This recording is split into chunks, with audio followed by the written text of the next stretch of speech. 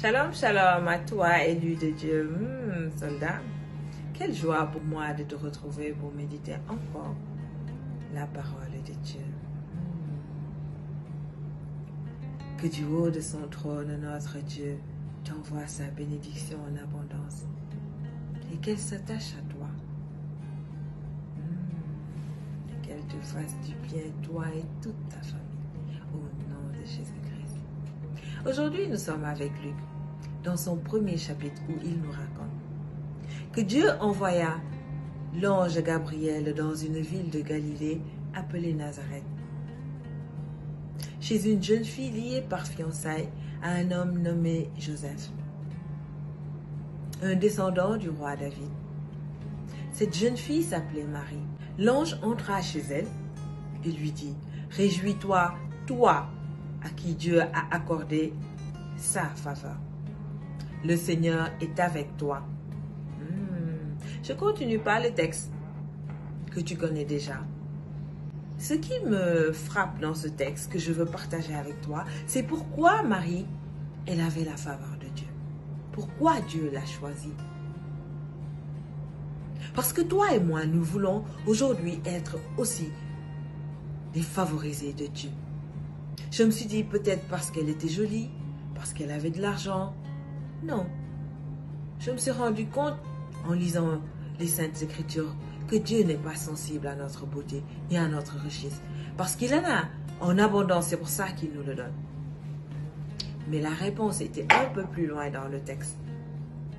Quand l'ange lui a proposé de porter Jésus et qu'elle a accepté malgré que Jésus n'était pas l'enfant de son fiancé. Elle a dit oui. Elle a dit: « Je suis la servante de l'Éternel, qu'il me soit fait selon ta parole. »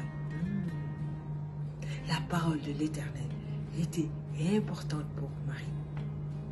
Est-ce qu'elle l'est pour toi qui es jeune fille aujourd'hui? Si elle était une jeune fille qui passait son temps à se cacher pour faire plaisir à son mari, son fiancé, disons, dans le noir, faire des choses dans l'impudicité, être dans ce qui plaît à la chair de son époux, d'elle-même, elle n'aurait pas été choisie par Dieu. Dieu n'a pas le temps de mettre une loi pour toi, pour moi. Non, il n'y en a qu'une seule. Et c'était la même qui était là quand Marie était là. Et Marie a décidé d'obéir. C'est pour ça que la faveur était sur elle. Quand un père de famille dit à ses enfants: « À 22h, je veux fermer ma porte. »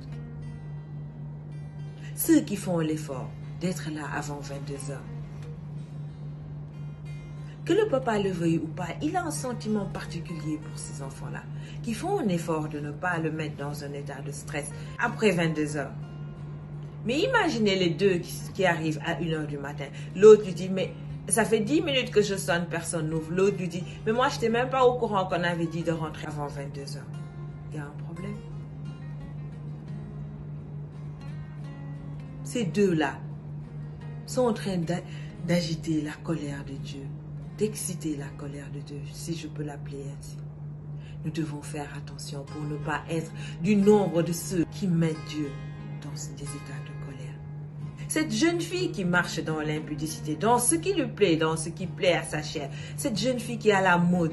Oui, parce que c'est à la mode en fait, de mal s'habiller, d'avoir ses parties intimes dehors, de faire ce qui plaît à son fiancé, alors qu'on n'est pas encore marié.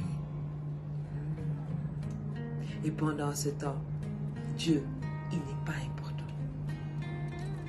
Ces jeunes filles sont obligées de se cacher, car ce qu'elles font ne plaît ni à Dieu ni aux hommes. Alors que l'autre qui fait l'effort de marcher dans la volonté de Dieu marche avec assurance en pleine lumière.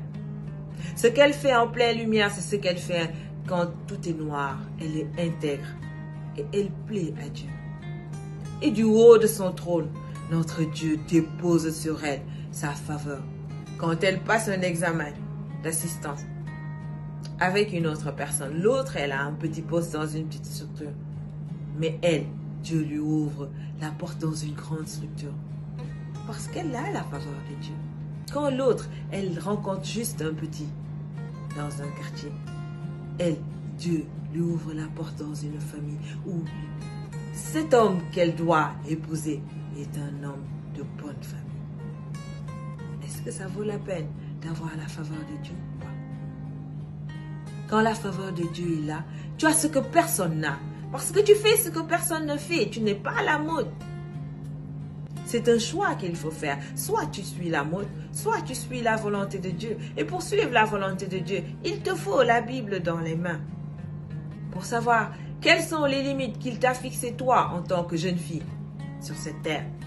Ta priorité doit être, même si tu es fiancé, la volonté de Dieu. Car avant d'être fiancé, tu es enfant de Dieu. Être ami de Dieu, mon ami, moi je peux te dire qu'il n'y a rien de tel.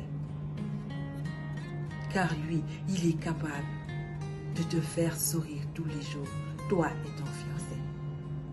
Mais l'impudicité ne t'apporte que des disputes à régler tous les jours.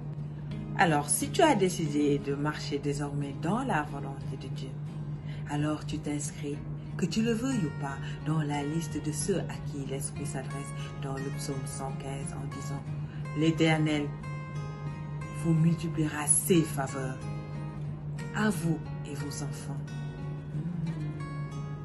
Soyez bénis de l'Éternel qui a fait les cieux et la terre. Et n'oublie pas de rester connecté à la parole de Dieu, comme moi. Moi, c'est ça la victoire de l'armée de Dieu vivant.